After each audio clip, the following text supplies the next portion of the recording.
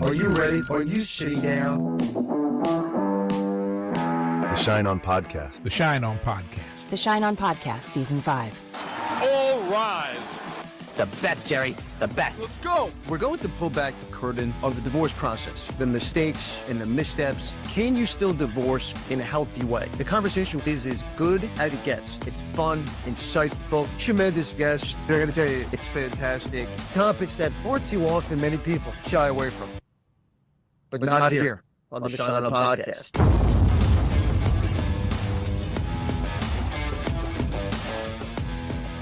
Season 5, episode 81 of the Schein On Podcast. I'm Evan Schein. Happy New Year, everyone. 2025. It's going to be a good year. I feel absolutely great about 2025. I'm feeling optimistic. I'm feeling hopeful. And you might be wondering why. If you're feeling the post-holiday blues, throw it out the window. If you're feeling negative about anything, toss it out the window. It's way too early, Dave, in the new year to be thinking or feeling anything negative. I guess it is, unless you're thinking about divorce or going through a divorce. Let me tell you what, even if you're in that place, and after all, January is divorce month, I would say to you and everyone else going through the divorce process or thinking about divorce or in the middle of the process, don't look at it as a negative, because it doesn't have to be. And look, it's a time of transition and turmoil. It's a time of uncertainty and the unknown, a time of disruption and discomfort. But you know what it is? It's also a time of hope, a time of optimism, a time of positivity. How you view divorce, how you handle divorce, how you think about divorce, that's on you. And I'm here to tell you that if your divorce is handled the right way, you are on your way to a happier and healthier version of yourself and your family post-divorce. And I'm fired up today because this marks the start of season 5 of the Schein On Podcast. And we've had 4 absolutely terrific, incredible seasons here on the Schein On Podcast, featuring tremendous guests, judges, professors, leading and world famous psychiatrists, best-selling authors, athletes, relationship experts. The list goes on. Top experts in their fields have joined us on the podcast for years. And for those of you who are longtime Schein On Podcast listeners, thank you. I appreciate you and your loyal following and the comments and the questions that fly into producer Dave, which we answer here in the podcast. For those who are first-time Schein On Podcast listeners, welcome. And buckle up as you are in for an absolute awesome ride on anything and everything divorce-related. Now, when I set out to create the podcast in 2020, I wanted to create a show that was about divorce, but I wanted to do it differently. Now, there's a lot of podcasts out there about divorce, but there's not another podcast out there like the one we have on the Schein On Podcast. We tackle topics no one else does. We hear from the absolute best guests in the business. We have segments like The Docket, where we go inside the world of divorce, and I give you my hot take on the most talked about topics in the news. We've had the Ask Evan segment in the past, where you, the listeners, get to send in questions to producer Dave, and we answer those questions on the podcast.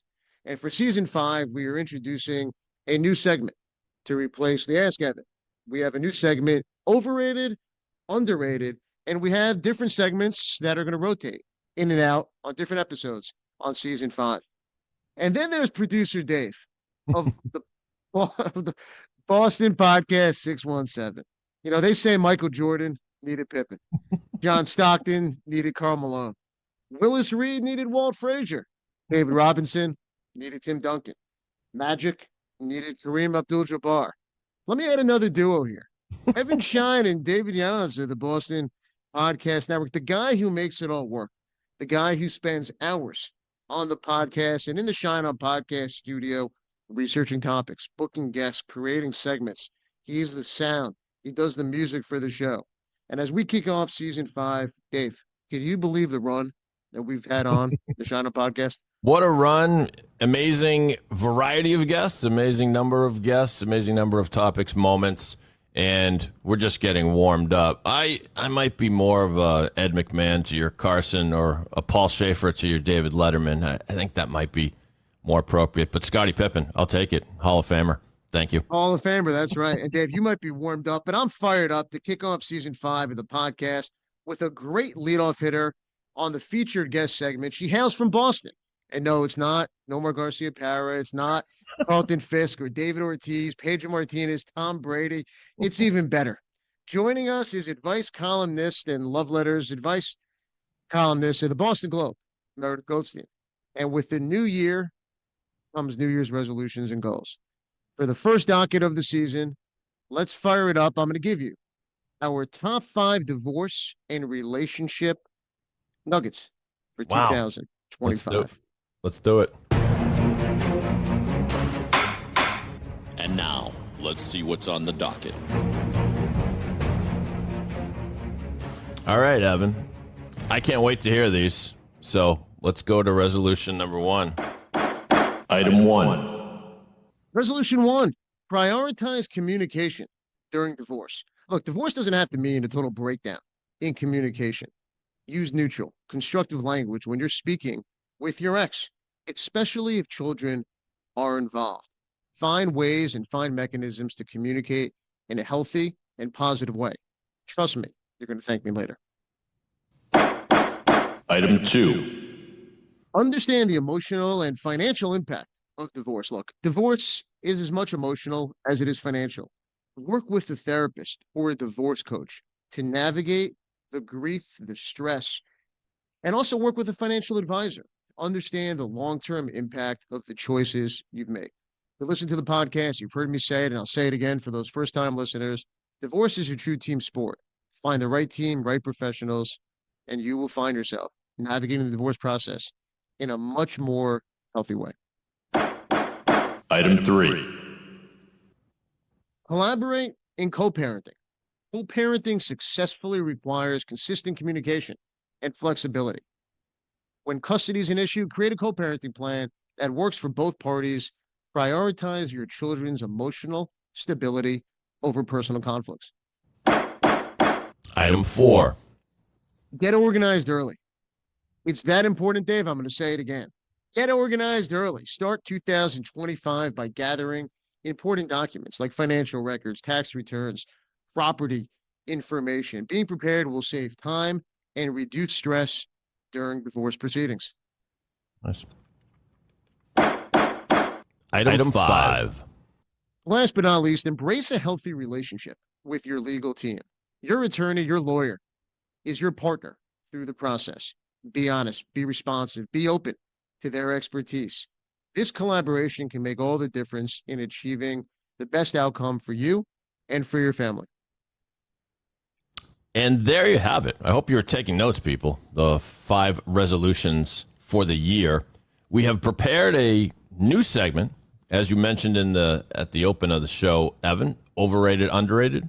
If you're ready, I am too. Dave, let's do it. All right. Overrated. Or underrated. Overrated or underrated is a segment where we have 5 items for Evan to play judge on. Some of these may be legal topics. Some of they may be sort of legally related. Some of them not legal at all. Some of them may be illegal. Let's start with number 1, Evan.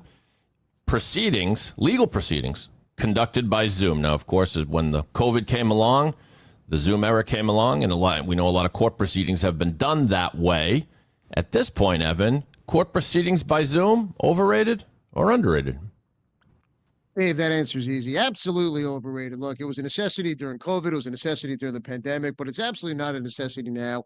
Matrimonial and family law proceedings should absolutely be in person. If I never see another virtual proceeding that takes place over Zoom or Microsoft Teams, that would be fine by me. And Dave, for those reasons, it's overrated. Overrated. Ooh, rough start for the Zoom proceedings. What percentage, Evan, right now, of those that were done by Zoom are now in person? I'm not asking that question very skillfully, but I think you know what I mean. Has it returned mostly to normal or not really? It has. I would say about 90% of my proceedings are all in person, and the 10% that I still do virtually, I'm fine if those 10% become in person. All right. He has spoken. Number 2, overrated or underrated? New Year's resolutions. We make them, we break them. Some never make them. Some hate them. Some love them. Overrated. If I got to tell you, I love them. And it's underrated. More people should make New Year's resolutions. The problem with New Year's resolutions is people forget about them, don't care about them, or in a day, they don't work hard to achieve them. But I think New Year's resolutions are underrated. I think people should make them. I think people should work hard at them. I think people should stick at them. And I think people at the end of the year will look back and appreciate that in January, they made those New Year's resolutions. And so for those reasons, New Year's resolutions are absolutely underrated. Underrated.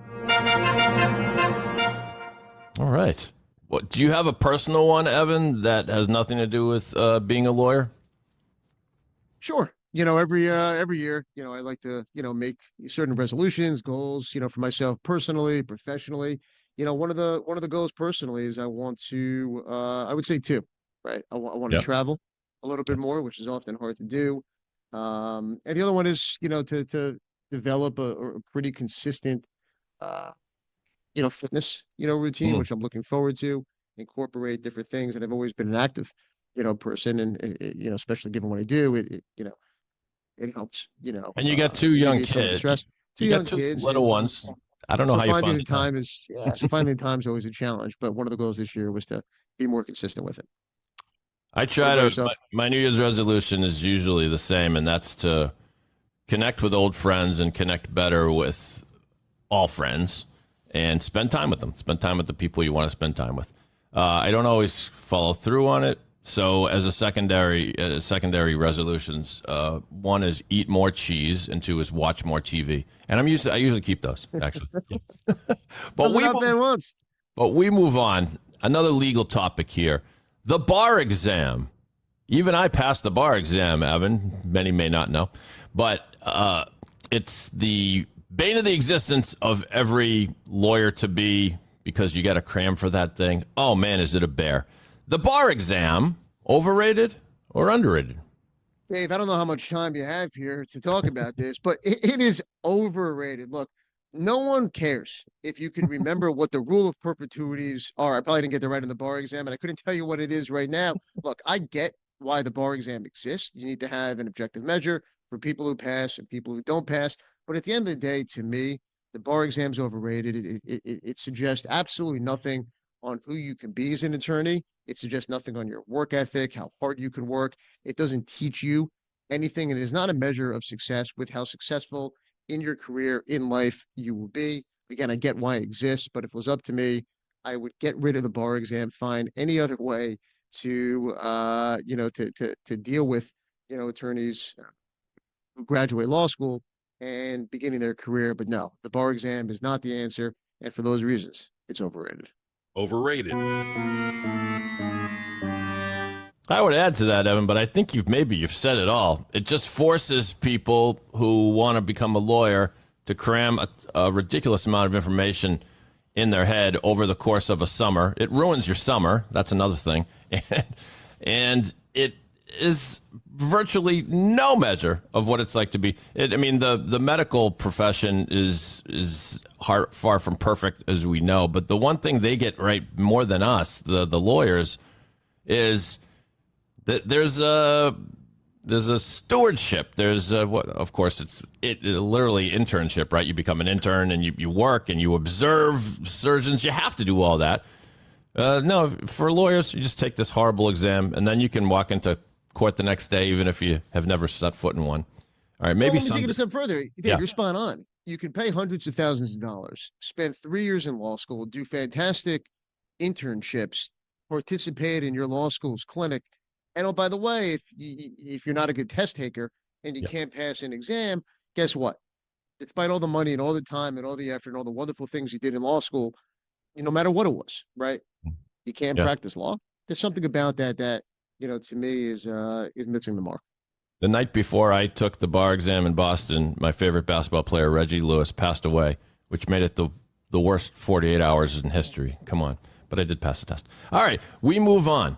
The fourth item here for overrated, underrated, the terms ex-wife and ex-husband. I'm dying to hear your take on this because there's a negative tinge, stigma perhaps, when you call someone your ex-wife, your ex-husband. I don't know what we can do about it per se, but overrated or underrated, Evan?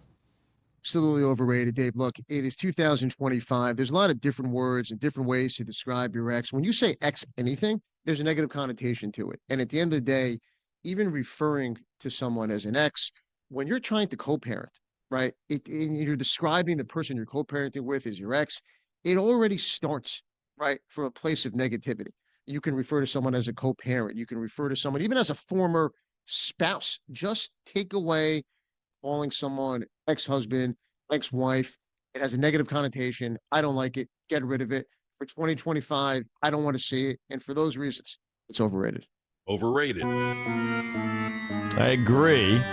I lament that there isn't a more common term for the person I used to be married to. I refer to her as Adrian's mom or Griffin's mom usually, or the person or my former wife.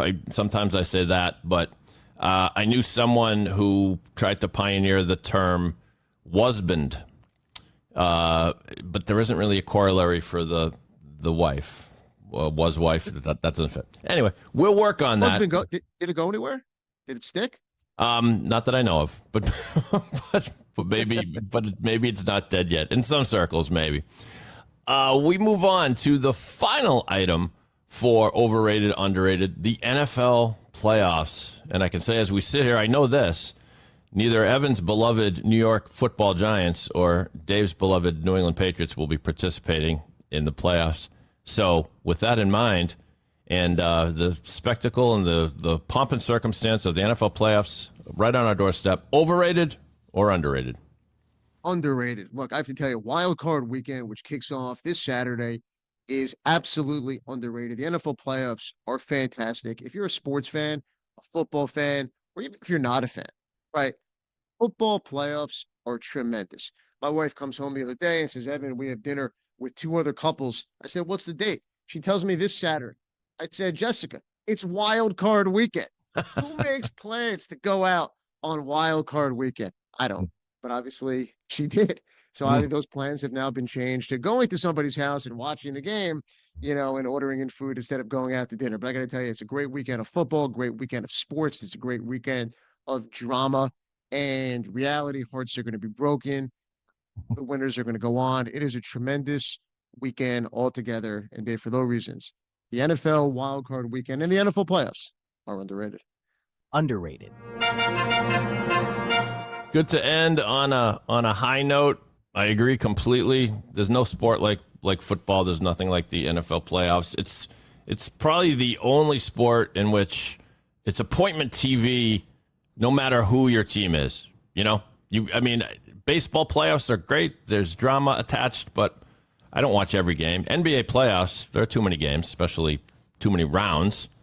A lot of people do swear by the NHL playoffs, which are great, filled with drama. But come on, NFL, that weekend, man, a lot of nachos will be consumed as I take in the games. Who do you like? Hey, Dave, I'm just going to pretend that you didn't lump the NFL in with the NHL because you know how I feel about hockey. But I got to tell you, Lamar Jackson, right? Is this guy a lock for another MVP? I mean, he might be having one of the most incredible seasons I have ever seen. I mean, it's like watching a magician at work back there. Josh Allen, who I absolutely love. If it wasn't for Lamar Jackson, he would win his first MVP. But watching football and the storylines and the heartache of the fans, and again, it's sure it's football, but you look at a team like Buffalo, who is having a tremendous year, maybe a surprise to some, but what it means to that city after the 90s where they made the Super Bowl, so many consecutive years and they couldn't win, the big game. It's there's so much that happens not only on the field but off the field. Yeah, and you brought up two big time MVP candidates. What's cool about it is that the styles are completely different, and they're both running quarterbacks, Lamar and Josh Allen. But Lamar is just poetry in motion. I mean, he's the escapability and then being able to fire the ball downfield. Allen is more just kind of like grit, right? And it's amazing that he's got more rushing touchdowns than Buffalo legend Thurman Thomas now. That's crazy. Kind of like the two of us. I'm more grit and you're more like poetry and motion. Maybe. Who do you like? We're going to get you on record right now. Who's your Super Bowl matchup and who wins? It's a great question. I'm going Buffalo, Detroit, Mm. and I'm going Detroit to Wow. win the Super Bowl. I will tell you, I think they have had an incredible year. I love the way Dan Campbell coaches. Jared Goff has been incredible. Jamar Gibbs can rush the hell out of the ball as he did last night when they beat Minnesota to clinch the first round bye. I'm going Buffalo, Detroit with the Detroit Super Bowl. Well, that's the matchup that America deserves, because that way, either way, a long tormented city gets a day in the sun. And I was going to say exactly your same two spots, but I'll go with Buffalo and Philadelphia. I think people kind of write off the Eagles because it's kind of like they've been kicking around as a good team for a while. But your old friend Saquon Barkley is hard to stop, and in the playoffs, sometimes great running back. I can't even talk about it. But you know why football, the NFL playoffs are underrated? Because when we come back for the next Shine On podcast, all the teams we just mentioned may be out because that's the drama of the NFL. I know. Our featured guest on this week's episode of the Shine On podcast is Meredith Goldstein, vice columnist and features writer for the Boston Globe.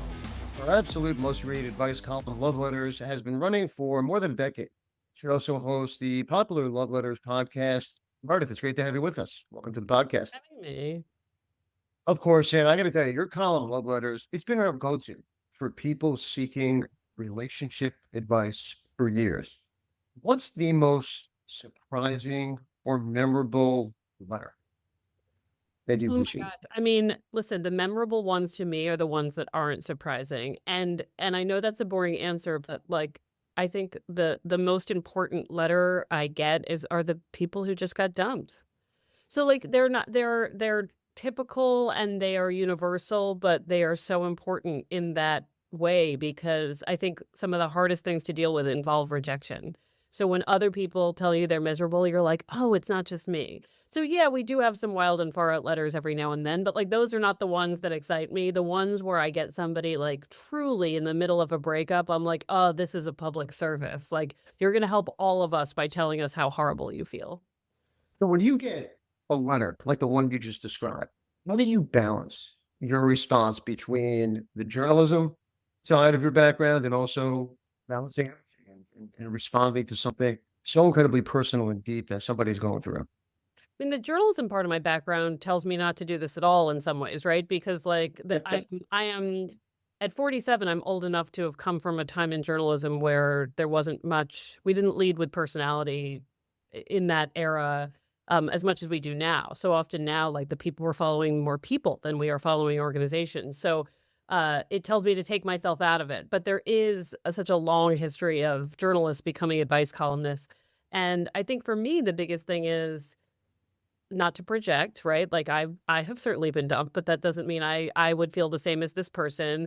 It's really sort of like it's like, this Da Vinci Code moment of sifting through this person's letter and saying, what did they choose to share? And what did they leave out? And what does that mean? Sometimes it's what's missing that is the most important thing. So yeah, I mean, one beautiful thing about the internet now, because it is so ugly in most ways, is that I can be very honest about what I don't know. And I can say to a community of readers, like, I've never been divorced. So what do you think? Well, I've never had a kid. What do you think? And to be very clear with someone that I don't have a magic answer. When you look at relationship dynamics and how things have evolved dramatically in the digital age, what trends or challenges in modern relationships stand out to you? How do they compare to what you saw when you first started writing love letters? I mean, it's now been 15 years and it is wildly different. I remember the first letter I got about Instagram, where somebody said, well, this person DM'd me on Instagram. And I was like, what a weird thing to do. This platform that is about pictures. Why would I do that? Now you slide it like, this is like, I remember thinking it was rude to text. Now I think it's rude to call. This is like an ever changing world. I think right now we're dealing with fatigue And we were before 2020. I think people, because of lockdown, had some space to just sit, and single people felt like, oh, I'm actually not supposed to go out on dates right now. And it was like, there was a little bit of a rest, hopefully, but people are tired of having to look. They're tired of not looking. They are tired of an app always being available to them. There was the sweet spot of what I'll call online dating, where it was still on a computer, where you're not going to sit on your computer all night, right? You'll look at a few profiles, you'll respond, and then you'll go back to your life. And I wish people could do more of that on their phones, because it's too many faces, too many hours, and not enough paying attention. So I think just fatigue in general is hitting all of us, even those who are coupled, just because the world is tough. And but it's like hard to feel refreshed in the process, I think, of finding love and being in love. What do you think draws people to write to you? It's a good question. I think they're testing out a theory, and some people will write in something that, so often I'm like, just tell your person, just tell them you have a crush on them, just tell them you don't want to be married anymore. And they are testing out on a audience of someone they don't even know. How's this going to go? How does this feel to say? How does this feel to write? And I think that's great. I mean, I think it's like, it's like a first draft of a problem. Also, by the way, sometimes I give advice and people will be like, that's terrible advice. And in your terrible advice that I knew wasn't right, I knew exactly what I should do, because you're being so wrong clarified the exact thing I've known all along. So I don't even feel that much pressure to read minds. It's more that I'm offering something. But I think for people, they want to know, well, like, how bad would this be to say out loud? How scary would it be? And I think for readers, because like, most people are reading and not writing in, I always hear this thing, you're my guilty pleasure. I read it, you're my guilty pleasure. And I'm like, dude, don't feel guilty. Or the other thing I hear all the time is, I'm not your demographic. I hear that from mostly men over a certain age. And I'm like, you are exactly my demographic. You are the exact person, straight man of a certain age, who may not feel comfortable talking about this stuff, but really wants to know it. In ways, it's a community. I mean, there's someone who's reaching out, someone writing a letter, somebody who's pouring out their heart about something that they're going through, whether it's a relationship or, someone got rejected or dumped, or is going through a divorce. And so many other people benefit from that person writing a letter, and also from your response. Yeah, I mean, I think, again, I use the phrase public service journalism, right? And it's not that it's the most important thing in the Boston Globe, certainly, but what it does remind people of all the time is that, like, you may feel like you're isolated in your grief or your loneliness or your sadness or even your joy. And in fact, everyone around the world is like having their own weird day. So that's something we can hang on to. Oh, it's true. It's true. Let me ask you, have you seen any recurring in the letters you've received recently? I think a lack of direct communication. I think it's really, I don't know if it's calming and encouraging that this is the first year I feel like the letters are pretty basic. I don't say that in a judgmental way. I just mean that after 2020, things got real fraught and weird, and really after 2016 also, because we had that election. And but after 2020, it got very granular. Like, my husband is having a barbecue and I don't want people in the house without a mask. Like, there were a lot of logistics that made life complicated. Now we're back to, I'm tired of looking. I want to get married, but I don't know why this other person doesn't. Like these classic themes. So the trends are that we're going back to where we were in 2019. That dating is hard, that meeting people are hard, and that we're tired. So let's switch gears. Let's talk about divorce. As a divorce attorney, I see these issues with my clients who come into my office, and people pour their hearts in so many ways where they seem a lot of work. But how do you see the portrayal of divorce in media and pop culture really shaping public perception? And do you think it helps or harms those who are going through it? I'm obsessed with this question. I think about divorce all the time. I I mean, I come from a family of divorce. I'm not married, and never had an interest in marriage, probably because I come from a family of divorce. I also have a very close family member going through a divorce right now. And one thing I think a lot about is I am confused. I love the romance of marriage and going to people's weddings. I don't want it to be any less romantic, but I do want it to be more understood of what is it, because we can have a party and we are in a state of the world where we can design our own contracts of unions a lot more. And in Massachusetts specifically, with polyamory being a little bit more on the record, we are having to look at different models of unions, right, among people. But I was reading this family member's divorce agreement the other day for kicks, as you do. And I just thought, what an essential thing this would have been to read before she got married. Because then you really know what you signed on to. We don't actually get really into the nitty gritty of the business of marriage, I think, when people get married. What a word I do not like is failure, failed marriage, failed relationship. So many people who say that were happily married for the better part of a decade. That's crazy to me. You failed nothing.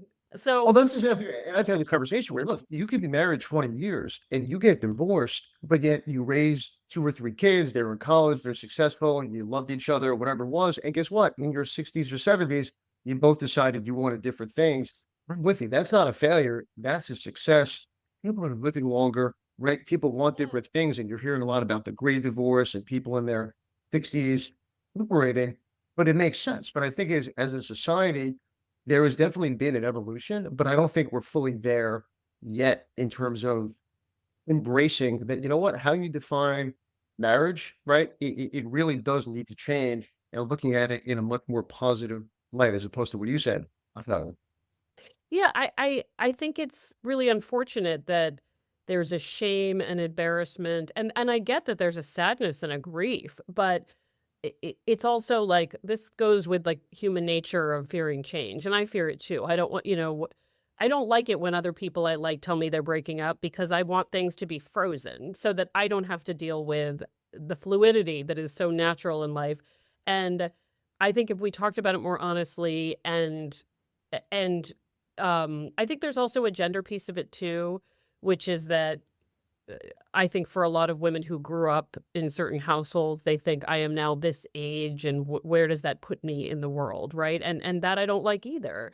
But I do think we're getting there, and I think one of my favorite shows growing up, which will show my age, was a show called Kate and Allie, and it was about two single women who had been in relationships. They each had one kid, and they lived together. And this was like a Golden Girls-esque different age group, but like, here's a different family unit that represents life after relationships ended, after primary romantic relationships ended. And I just think, like, when you look at the statistics of how many people are single women living alone and single people living alone, this idea that remaining married, and so many letter writers think they need to do this like the movie The Notebook. Like, they must die together on the same day in bed spooning, right? Or they failed everything, right? And I'm glad life is longer than that often. And when I think about if I had married the person I was with at the age that a lot of people get married, like whether it was 20s or 30s, boy, would I have been unhappy. And I would have hoped that I would have allowed myself to make changes now. you mentioned the business side of marriage, and I deal with a lot of clients who are looking for prenuptial agreements, which I think is such an incredible resource because it really allows you to have the hard conversation. Talking about money is not sexy. It's not, it's not romantic, but yet it's important. And people have these conversations before marriage. You're going to learn a lot about your future spouse or partner in advance. So let me ask you, how many times do people reach out about whether or not they should enter into a prenuptial agreement? And if they have, what's been your general advice about having those hard conversations prior to marriage? I mean, I am a big believer in having all of the hard conversations. So yeah, I think they know that. I do understand that when someone's in their early 20s or 20s, sometimes there's like nothing to, like they're beginning to build assets, and but one thing I will say is, we have this Love Letters podcast, and one of my favorite episodes, and I wish I had the name of it, but there's an episode in our season about money where a woman goes through her prenup process, and their prenup process was the most romantic thing I'd ever heard, because the spirit of it was, I want you to be able to leave this any day you want to, which tells me that every day you show up, it is by choice and with great intention. And it was the spirit of that, of I want to make it safe for you to let go if that feels healthy to you. The fact that they're still married and show up for each other every day, like, makes it seem like such a beautiful choice. And that's another thing I wish people thought of, which is, I have friends who have been together for more than 20 years and are not married. And they've always told me, like, yeah, like, there's less connecting us, but boy, does that mean we have to get up every morning and say, wow, 20 years, I guess I'm still doing this because I want to. And that's all I think a prenup is. It's saying, I want to make sure we're both in this, right? And also, yes, that we're financially protected, but that's part of it. And I think that's quite romantic, actually. I think talking about money can be super romantic. Call me crazy. It can be if it's done. If it's no, look, I am with you. If it's handled the right way, if it's done the right way, it's one. But I think there's so much here in just the level of discomfort surrounding the topic that people go into that conversation with, and someone doesn't want to have it, someone's uncomfortable having it. But if you go into that conversation before marriage with the right mindset, right attitude, I think it's a game changer, and it not only helps you to have those conversations before marriage, it will help your marriage and things that come up immensely. Yeah, I think so. And I worry about people who can't talk about it at all. I mean, it also helps to have a little bit of money to talk about. I think things get more romantic when it's not a terrible, like worrying about. Actually, today's letter that I posted is about somebody who has to get married for military Alaska reasons versus really wanting to. And I'm like, yeah, you kind of like benefits but I mean, gosh, and sometimes I think about if this country was different about some of the things we have to pay for, even if you go to downtown Boston and or New York and you say, how many of you moved in together before you were ready because this is astronomical, a lot of hands would be raised, right? So we also have to understand that there are practicalities to why we do this. And it's just more romantic, I think, to put that on the table because it's true. It's just true. Meredith, when people write to you about divorce, what do you find that they're seeking most? Validation, practical advice, or simply a compassionate ear? I think they're looking a little bit for, tell me it's going to be okay. Tell me there is a second act of my life in love that will be okay. We just recorded a podcast episode about a woman talking about how menopause affected her dating life, but she got divorced right in the thick of perimenopause. And like, she was like, she kept saying, am I going to be that divorced lesbian walking her pet in Massachusetts? Like, there was something about the phrase, I'm just going to be this divorced lesbian who never dates again. And it was very funny. We both laughed, and she is dating someone now. But what she would have wanted to know then is like, is that part of my life over? And people ask me this at like 41, and I'll be like, dude, you're fine. Like, it's going to be okay. If you want to move on to different things, that's fine. But also, there are a lot of 40-year-olds out there being like, what's now what? Yeah. Right. If you've been with the Boston Globe for several years now, which is a rarity in today's fast-changing media landscape, how has your time there shaped your voice as a writer? I'm incredibly lucky. I think I'm part of the last of a generation of people who got to go somewhere and say there. I was hired at the Globe right after the Spotlight investigation into the Catholic Church ran. So it was a very, and for those who've seen the movie or remember that time, it was incredibly like, this is a weird word, but like beautiful time to be in journalism because it showed the kind of public service that journalism is meant to do, right? To protect people, to reveal. And it's interesting that within a few years, I was like, you know what I need to do with this incredibly wonderful news organization, write an advice column. But I also think that it speaks a lot to the management of the Globe on the editorial side that they understood the importance of that too. That if you think about these massive stories that are so newsy, they are important because they are people and feelings and lives. And so I think the way that the Globe, first of all, Boston influences me. I'm from Maryland. This place is weird. They're very interested in themselves, which is a bonus, right? They get their hometown newspaper because they think Boston is the capital of the world. And I'm not going to tell them otherwise. Fair enough. They think there is a legitimate rivalry with New York, not just on a baseball level, but on a city level. But I think a local pride and being around journalists who not only are interested in portraying their community as honestly as they can, um, they're just, but they're just good. So I think, and I've seen the Globe make a lot of interesting shifts as we've perceived journalism a little bit differently. I think 2016, really called into question who's doing what and why and what do we call ourselves. Even the fact that like we've better understood like the role of a columnist. I think, what is objectivity? Who is it for? So these are the kinds of questions we have really thoughtfully.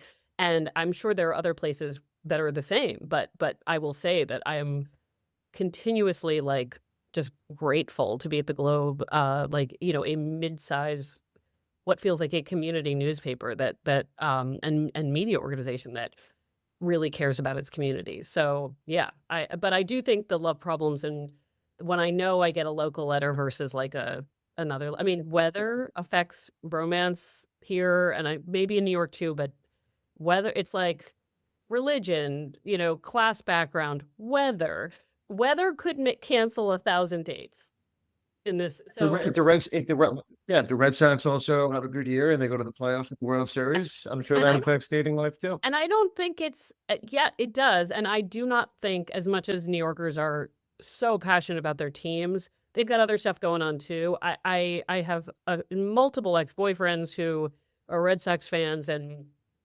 listen, there were some tough times. Podcasted, for a whole nother day. But let me ask you, you mentioned ex-boyfriends. If someone wrote a love letter about your own life story, what would it say? Wrote a love letter about my life story. I like in the moment. Are we talking about In the moment? I think it would be about courage. I think doing this column allowed me to sort of back out of my own experiences for a long time. And I had other stuff going on, but it was so much easier to think about other people doing things than me. And I think in the last few years, I have been seeing someone, and it's like, to do this is scary, right? To make yourself vulnerable is scary. And I have borrowed the courage of letter writers who have been, for 15 years, have been like, I am falling on my face in this. And thank goodness they told me that, because there are days when I'm like, I am like old and weird and maybe not that great at partnering, but I'm gonna try this because the benefits are super fun. And so I think it would be about how to keep that courage and be open to change. What's one piece of advice that you've given a reader that you wish someone told you early in your life? I think that you can do more than one thing at a time, and that I think I would be like, well, now is the time for career, so I'm not going to do this other thing. Now is the time for caregiving for a parent, and I'm not going to do this other thing. And I am now like, oh, like, you can kind of do a few things that you can prioritize more than one part of your life, and maybe it makes the other parts of your life healthier. And I think, if you're a to-do list type A kind of person like me, you're like, so it's just going down the list and checking it off. And sometimes the list looks horizontal instead of vertical, if that makes sense. You've tackled everything from breakups to family estrangements to divorce. How do you personally unwind and separate the emotional intensity in your heart? Oh, television. Walks. First of all, I love taking the longest walk ever. I'm a slow walker, but I love a long walk. And I also think that it's interesting, like the more I get into this kind of writing and topic, the more I'm likely to watch a spy show. The more I'm likely to watch something totally unrelated. And it's funny, I just watched The Americans for the first time, which turns out to be a story about marriage. As it turns out, whoops.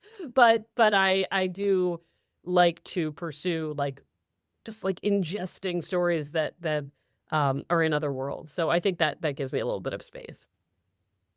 we're living in the world of apps and dating, and things are very different now than they were when we first started at the Globe. If you could invent a new type of relationship advice, what would it be? Okay, hear me out. I would not invent an advice app, but I would invent, and maybe this exists, I haven't seen it, an app that connects you to someone who has your custody schedule. So like we did an episode with a single mom and she had Wednesdays off, but like that's when all the dads had their kids. That's why she had Wednesday off. Because she brought her kid to her ex-husband's house. And so she's like, I can never go on a date because the one date I can go on a date is when all the straight guys have their kids. It's like so many, I mean, you don't know, there's a lot of same. These agreements. The business side of my brain is like wheels in motion. We might have to talk offline. I think you're Oh onto my something. God, like what it should be called like Wednesdays, right? Because like Wednesdays and every other weekend, because I'm like, how do you, for straight couples especially, like how do you get them in the same place? So that's my advice on an app. I don't know, but getting single people to the same place on the same day they don't have their kids, it's a math equation somebody should figure out. No, it's brilliant. You know what? We're going to be those two people who Okay. figure it out. What's one piece of advice you've heard from readers that has been incredibly rewarding to you in terms of the feedback that you feel that you've made a tremendous difference in somebody's life? I think when I hear that someone is weirdly, the column has resulted in at least one marriage. It is not a dating column. These people met through the comment section. I don't know that would happen in 2024. This happened more in I think it was more of a 2012 to 2015 kind of situation when the internet felt still a little bit smaller. But one marriage, multiple couples. So these were Boston area people who commented under a random name and liked each other's comments, came to a Love Letters event and got married. And that was never the intention of the column, to do any sort of matchmaking. But in a community that's sized like Boston, it was possible. And I think, I ran into the woman the other day and she works for like one of these like fancy academic pharma, sort of an MIT affiliated organization. And, she's like, we have like children, like we like got married and have children. That's and awesome. We met through this community, and that feels pretty good. If you take out the crystal ball, what does the future look like for the Love Letters column, for the podcast? What do you see the future shaping out based on dating, relationships, marriage, divorce, whatever it might be? Where's the future of the column and the podcast look like for you? I want to really explore the relationship models we don't talk about as much, because I do see that here. I did mention polyamory. I don't think everybody's running around polyamorous, and I think sometimes the coverage of polyamory and its growth suggests otherwise, but I think I want to talk more about the number of women I know who just live together platonically because of cost and because they like it. So like if people aren't doing things one way, how else are they doing it? And how does public policy and law get shaped based on this? And I think that's a real focus for me, which is that there have to be other ways to do this. So what does that look like? And what do we need from the world to facilitate that? Health insurance is a piece of it, always on my mind, coming from a family where everything is constantly falling apart with our health. But I remember saying to somebody recently, the domestic partner definition had changed so much in Massachusetts that I was like, well, couldn't my sister be my domestic partner and I could insure her? And they were like, no, that's like incest. And I'm like, no, but you just said it didn't have to be romantic. So we're like getting into all of the specifics of, I went to the Boston Globe and I said, what if I told you I had two domestic partners, which is now legal here? Would you insure them both? And they looked at me like, oh God, please don't ask this question for real. And I'm like, no, I'm not asking this question for real. So I want to look at how can we grow all of these wonderful relationships with the support in the country we live in. No, I love that. And Meredith, let's bring on producer Dave, a guy who needs no love and no relationship advice. Producer Dave, come on for a fun segment that we do on the podcast. Oh, they said it. Yes. They said it. They said it. They said it. So when they said it, I provide 3 quotes from people in the limelight in the world, what have you. We have a mix today. And Meredith, it is not for you to determine who said it because I'm going to tell you who said it. You're just going to good. Yeah, you're just going to tell us what you think of the quote. And so let's start with a quote from comedian Rita Rudner, who had the following to say: "I love being married. It's so great to find that one special person you want to annoy for the rest of your life." Sounds very on brand for Rita Rudner, but any thoughts you might have on this at all, Meredith, pro, con, or otherwise? I mean, I love it. I do think that, you know, I've heard people saying they knew they wanted to marry their partner because even though like this person annoyed them so much, they couldn't imagine like not being able to call them and tell them things. So I do like it's true. It's true, right? Like there's something annoying about everybody. So if it's a brand of annoying you can maintain in your life, great. But yeah.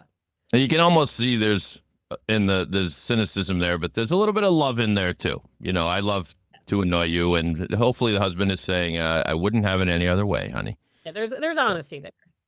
Well, that's for sure. All right, we shift gears seamlessly from Rita Rudner to Albert Einstein, who had the following to say: "Men marry women with the hope that they will never change. Women marry men with the hope that they will change. Invariably, they are both disappointed." From the scientific mind of Albert Einstein, famous Casanova, of course. Meredith, your thoughts on this one?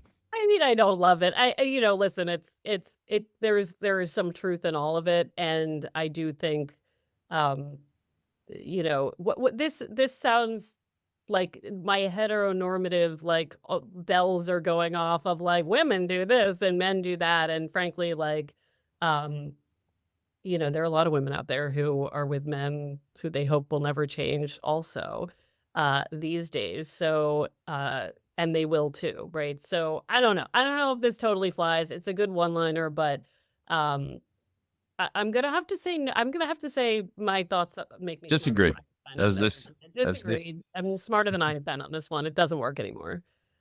Yeah, I'm kind of with you on this one. Well, first of all, the heteronorm thing, it was a different time. Albert would probably say it different if it was, but I guess the question for you, Meredith, is when people say, people can change or people can never change, to me, that's always sort of loaded. Like there's more beneath the surface. Like, what do you actually mean? What do you tell people when they ask you, I think I love him, but there are these three things that I really wish he'd change. What can people change and what people can't? It's not an easy question, but it's so funny because our next podcast season, which starts in January, attempts to answer the question, can people change? So you're getting me at a good time. Oh, good. And change is inevitable. But I also think that I do get letters from a lot of people who believe, especially when they're in their 20s, that the 30-something version of their significant other might look different. And I always tell people, imagine it is exactly as it is now in its fundamental like way forever, because you just can't guess. So, he plays video games all day, but this probably won't happen at 35, right? No, it might. So like, you got to like what you have in the moment. And I think that's important that, writing a fiction about how change will happen is not healthy. Yeah. This may be a twisted comparison, but I remember I was talking to a shrink once who I just knew the guy socially. He wasn't my shrink. That's somebody else. But I was telling him that at the time, this is a long time ago, but my son was maybe 12 years old, and he had this problem that when he got frustrated on the basketball court, he would scream and cry and pretend to hurt himself and all that. And I said, we're desperately trying to think of how to get him out of this. And the guy said to me something I'll never forget. He said, well, what if he never changes that? What if that never changes?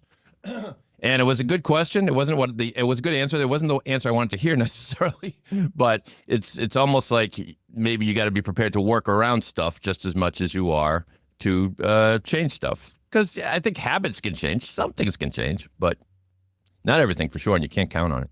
A lot of the annoying things I do at 47, I've done my whole life. And so, yeah. Yeah, there's a lot of this. And that's what everybody loves about you, Meredith. Our final quote comes from a television show. Maybe you've heard of it, Meredith. It was popular in the 80s, Kate and Allie. Wow. Starring Jane Curtin, and I forget the other actress's name. I'm sorry. I'll look that up. The quote went like Do you remember? It's on the tip of my tongue, but yeah. Look, I'll look that up. The excerpt from the show, very brief, but a little bit punchy here. Kate says, "What is it with you and bad boys, Allie?" And Allie says, "They're like potato chips, Kate. You can't stop at just one." Listen. Go ahead. Yep, sure. True. Not everybody goes through that phase, but it's very charming and can be addictive to be around someone who has a little bit of danger to them. And I get it. I probably learned it from the show. By the way, when I think about this era of show, I think about how it informed my relationship choices. Like moonlighting, are you kidding me? I have a terrible relationship track record. Thanks, moonlighting. Like, I mean, it told you basically, like, I watch that show now. It's on Hulu, I think, and I'm like, oh, like, he's like basically chasing her around a desk, but he's so charming. And I'm like, oh no, this is like a whole Me Too situation. And yet everybody looks amazing. And it was like 19 whatever, and it was fine. It's just, but yeah. Yeah, a young Bruce Willis as Private Detective David Addison. Charm. I wanted her life and her shoulder pads. It was incredible. Did you always want to be shot in the soft light? Just walk around with that soft light all day long? Because that was just blurry, like that Elizabeth Taylor, White Diamonds. Yeah. How old is she? What is she doing? We'll never know. Like, yes, but perfect. If I told you Jane Curtin's co-star and Kate and Ellie had 3 names, would that help? Oh, it's so close. I love her too. What is her name? We're looking for Susan St. James. I didn't know it. I looked it up.